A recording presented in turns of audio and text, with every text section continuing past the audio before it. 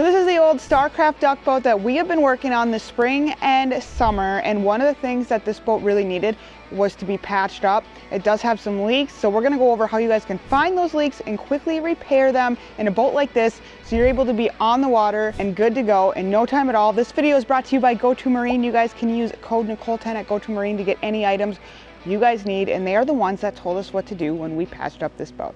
Okay, so the first thing we're doing is just seeing if our boat needs leak repairs. And to do that, we are just using a garden hose. So we put the plug in the boat, we're filling up underneath the floor of the boat full of water, and we're gonna see where it's leaking with the rivets. This is a riveted boat. And instead of spotting each one and repairing it, we are going to just kind of put a layer on the bottom like I'm gonna show you. So it'll make it a much simpler. But we first have to see if we even have leaks. And if the leaks are bad enough, which has not been the case, but in your case, you know, if you've got a very, very large leak or divot in your boat that needs to be covered, then I highly recommend getting some putty and putting it in there.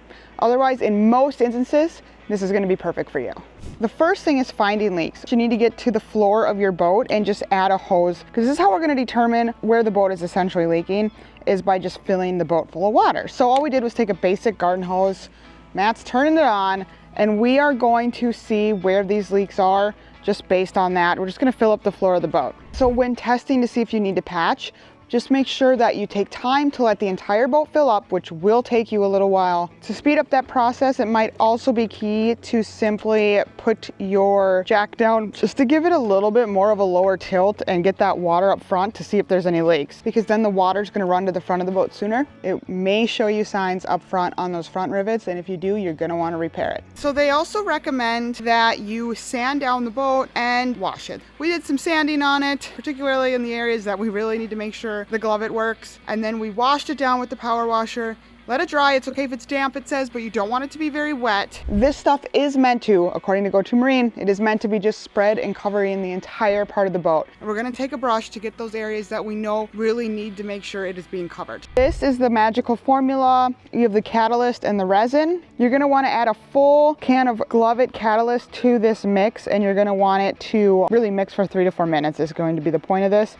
And then you're going to take it and you're going to run it all across the bottom. It does say 5 parts resin to 1 part catalyst. So keep that in mind. If for some reason you aren't finding that it's working, it's probably because you did not mix it correctly. So as you guys can see, our boat is entirely filled up. The floor is starting to flood out, so we know where our leaks are. There is not many. There's just one bigger one in the back, and there is this little one right up here up front, and it's these rivets right up here. If you guys have like a single solution where you're going to repair each individual rivet, this is perfect. We're going to take that glovette and we are going to cover this entire part of the boat. What we're going to do is we're going to let this boat dry.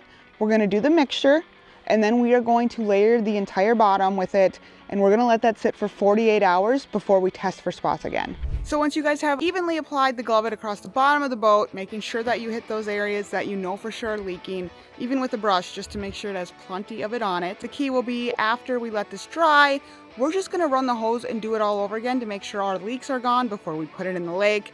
And if there is any other areas that need touching up, we will use some more of it, or we might have to look at alternatives like putty to really seal those areas. Highly recommend. This is a pretty simple way for you guys to fix up the bottom of your boat on a budget. You can find these items at gotomarine.com. I'll have them linked below. Use code Nicole10 for a discount.